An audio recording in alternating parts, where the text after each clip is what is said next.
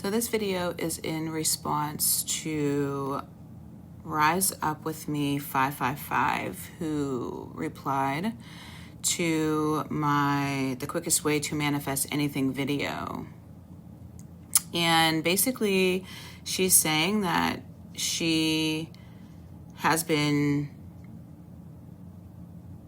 doing everything to manifest the life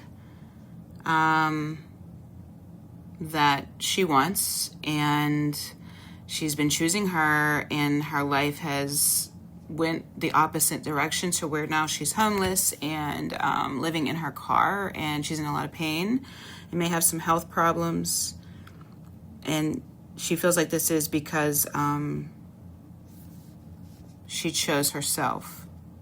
And what I'm seeing also is that she feels like she has no support system, and that there's flooding, there's like flash flooding going on, and that she feels like she's been suffering for 55 plus years. And first of all, let me just say that I totally empathize with you, because, you know, I mean, we are living a human experience, and that is a lot to go through.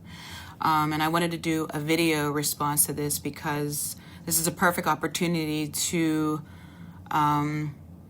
talk about what you could do, and also explain to you that, you know, I've been in some pretty dark places myself. I've been in some pretty impossible situations. I was in an abusive relationship where, you know, a lot of things going on in that relationship where I had nothing, and there was a power game being played, and I literally had to manifest out of nothing in a very scared situation. I will go more into that at some point because there was a lot of darkness and a lot of stories there to share, where a lot of, even in the darkness in that situation, I was able to manifest.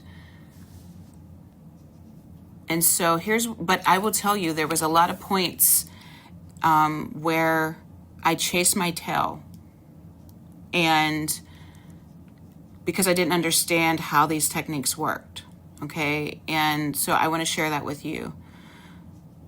The first thing I realized was that when you're manifesting,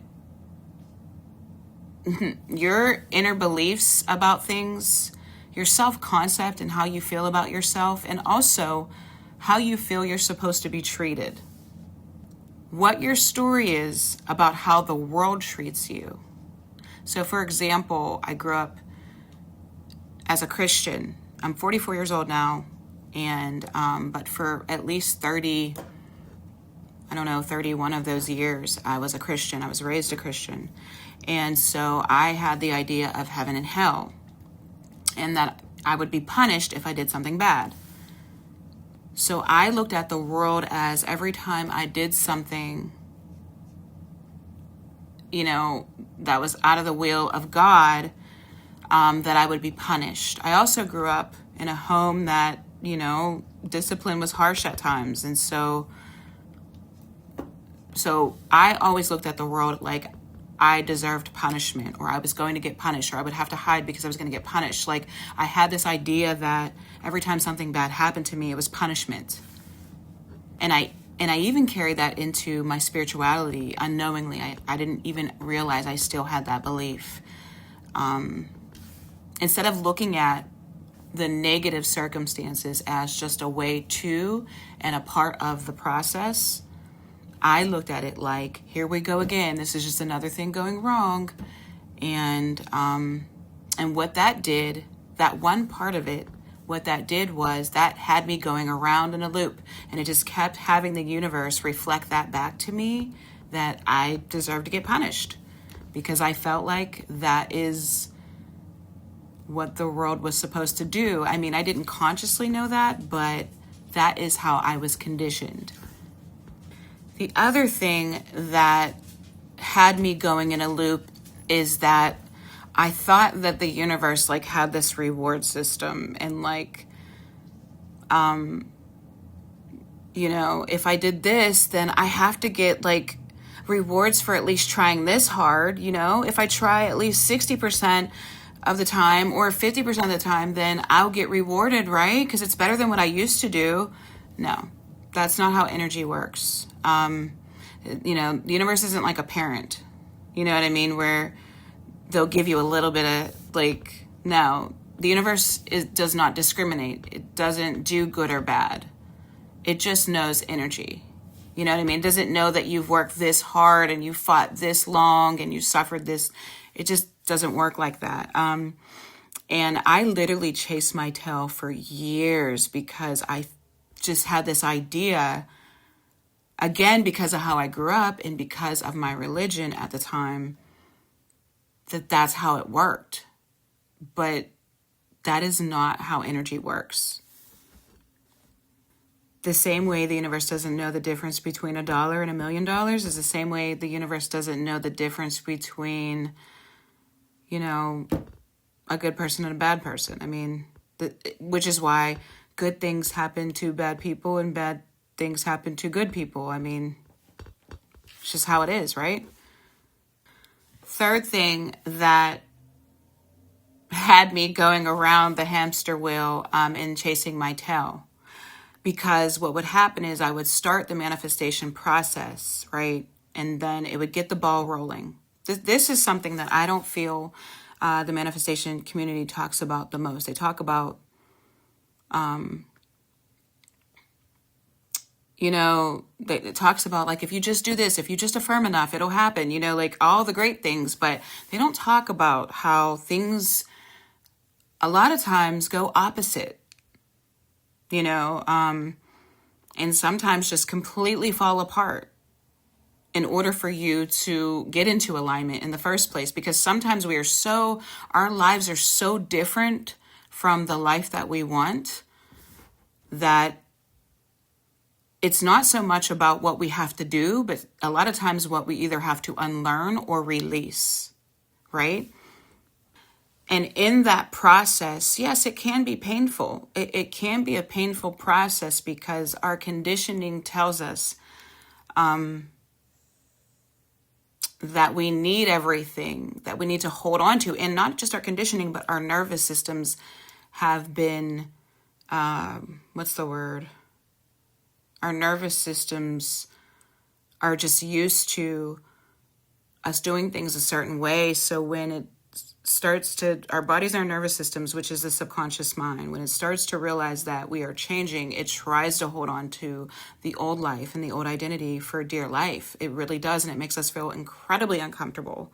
It feels like a death, many deaths sometimes, depending on what we're manifesting. And our suffering comes, this is the key. Now, this is the key thing that I feel that if we all could remember, the suffering comes from not accepting. The suffering part comes from resisting what is.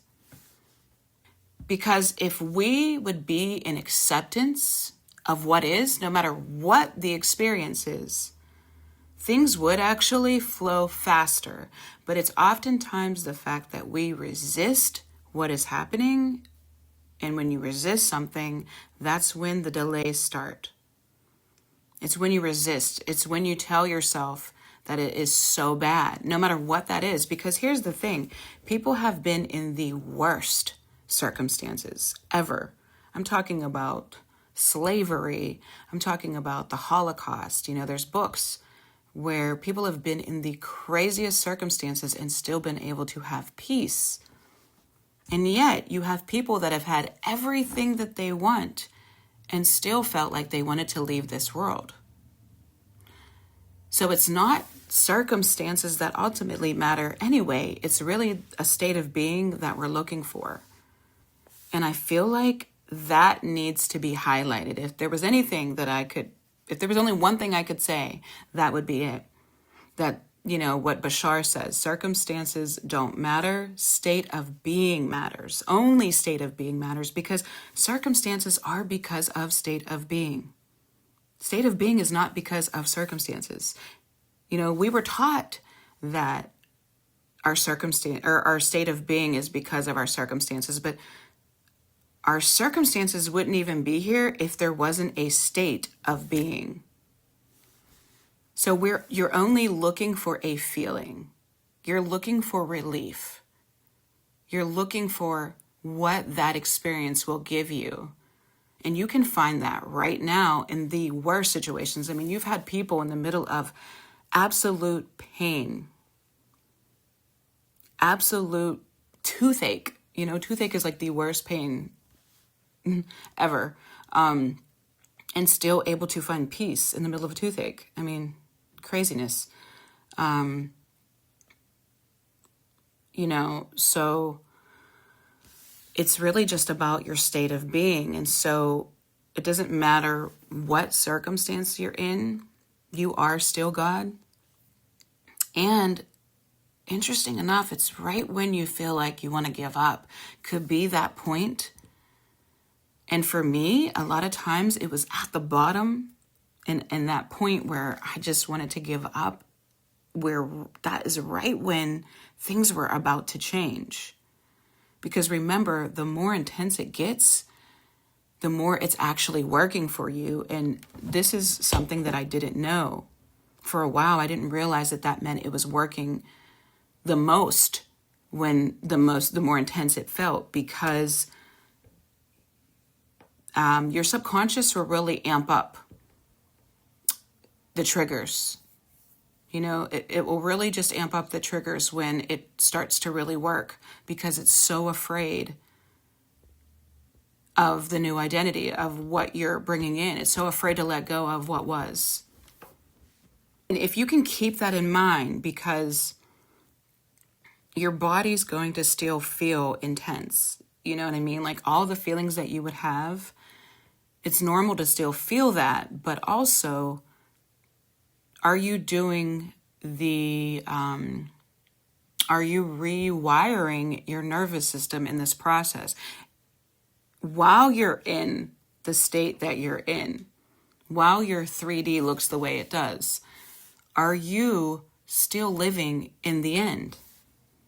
Because this is the best time to do it, is, you know, even though that may sound like, what? Yeah, this is the best time to do it.